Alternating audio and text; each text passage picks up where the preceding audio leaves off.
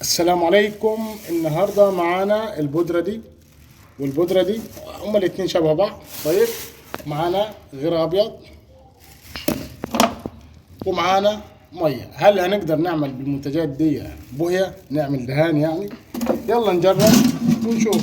التجارب دي يا جماعه الغرض منها ان انت تعرف، يعني يوصل لك معلومه وتستفيد. هنضيف شويه من البودره هنا. طبعا انا هقول لكم على اسامي البودره دي بعد ما نخلص. تمام. وشويه من البودره الثانيه دي، بس مش هنكتر من البودره الثانيه دي لانها بتبوظ الفرش والرنان. وهنحط شويه ميه وهنبدا نقلب.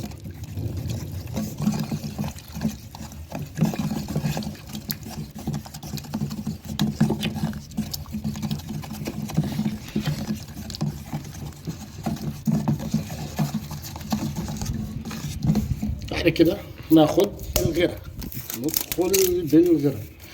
يا جماعة المنتجات دي أنا مشتريها مخصوص للتجربة، يعني دي مش منتجات زي من زبون أو زي ما الناس كاتبة في التعليقات. لا، الحاجات دي أنا بشتريها مخصوص عشان التجارب اللي أنا بعملها. تمام. وهنبدأ نقلب.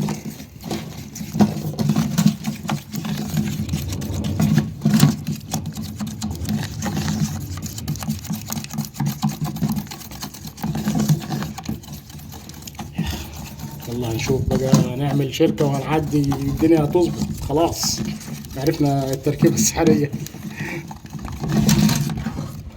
شوف كده، ده المنتج اللي طلع معانا. طبعا ده البلاستيك خامة يا جماعة، لسه لم يخفف. انا هعطيكم كمان خامة تقيلة يعني تخف وتفرد وزي ما انت عايز، عشان بس ما تشتروش من بره. خليكم في شركة ثابت وان شاء الله هنظبطكم. هنزل لكم هدايا بعد كده في البستلات. طب والله هو شبه البلاستيك. تمام. فخلينا نخفه شويه ونجيب رولة صغيره او فرشه وندهن ونشوف ايه اللي احسن. خف شويه. تمام. بالنسبه لاسماء الخامات، الناس الصناعيه اكيد عارفين، واللي ما عرفش انا هقول له ايه اللي حطينا منه كتير وايه اللي حطينا منه قليل. يعني اعتقد كده حلو. تحسه بلاستيك كمان. عشان نزيد الامر نحط سنة اصفر جملي كده، نعمل بلاستيك بيج اهو. بلاستيك ولا مش بلاستيك يا معلمين يا كبار يا بلاستيك. طيب بصوا، احنا هنزود شوية بودرة عشان الغيرة اعتقد كتر شوية، فهناخد شوية من البودرة الحلوة دي اللي بتبوظ الرولة من الفرش. تمام.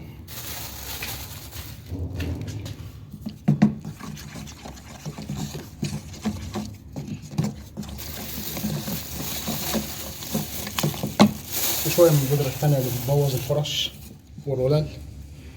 احنا مش عايزينه برضو زي 30 احنا هننافس يا جدعان. احنا بعد كده هننافس جوتن.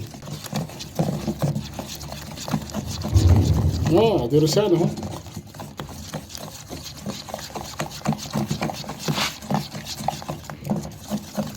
طيب تمام، هنجيب فرشة وهنجرب.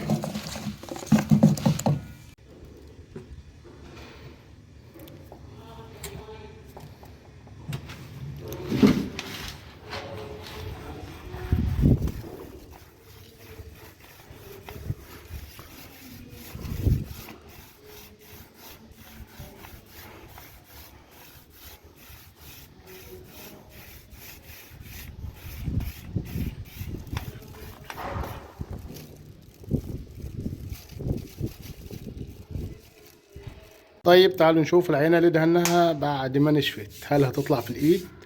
لا، ما بتطلعش حلوه، بس محببه يعني فيها سنه خشونه، وده عشان البودره اللي احنا حطيناها. طيب تعال نجرب الصنفره.